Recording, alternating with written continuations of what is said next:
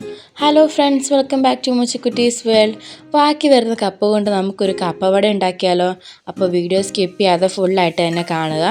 അപ്പോൾ ഞാനിവിടെ ആദ്യം ഒരു പാത്രത്തിലേക്ക് വേവിച്ച കുറച്ച് കപ്പ ഉണ്ട്, അത് നന്നായിട്ട് ഉടച്ചെടുക്കുകയാണ്. ഈ ഉടച്ചെടുത്തതിന് ശേഷം ഇതിലേക്ക് നമുക്ക് 1/2 കപ്പ് റവയും അതുപോലെ തന്നെ 1/2 കപ്പ് അരിപ്പൊടിയും കൂടെ ഇട്ട് കൊടുക്കാം. പിന്നെ 2 സവാള ചെറുതായി അരിഞ്ഞത്, 2 പച്ചമുളക് അരിഞ്ഞത്, പിന്നെ കുറച്ച് ഇഞ്ചി ചെറുതായി അരിഞ്ഞത്, 1/4 ടീസ്പൂൺ കായവും ഉപ്പും കൂടെയും ഇട്ട് കുറച്ച് കറിവേപ്പിലയും കൂടി ഇട്ട് നന്നായിട്ടൊന്ന് മിക്സ് ചെയ്യാം.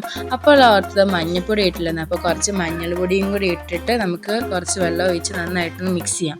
ഇനി നമുക്കിത് ഫ്രൈ ചെയ്തെടുക്കണം. അതിനായിട്ട് നമ്മൾ സാധാരണ ഉഴുന്നുവടയൊക്കെ ചെയ്യത്തില്ലേ, അതുപോലെയാണ് കയ്യിൽ കുറച്ച് എണ്ണ തൂവിട്ട് അതിലേക്ക് കുറച്ച് കപ്പയുടെ ഫില്ലിങ്സ് വെച്ച് ഒന്ന് ജസ്റ്റ് കയ്യിലൊന്ന് പരത്തി നടുക്ക് ഹോളിട്ട് നമുക്കൊന്ന് ചൂടായ എണ്ണയിലിട്ട് നന്നായിട്ടൊന്ന് ഫ്രൈ ചെയ്തെടുക്കാം.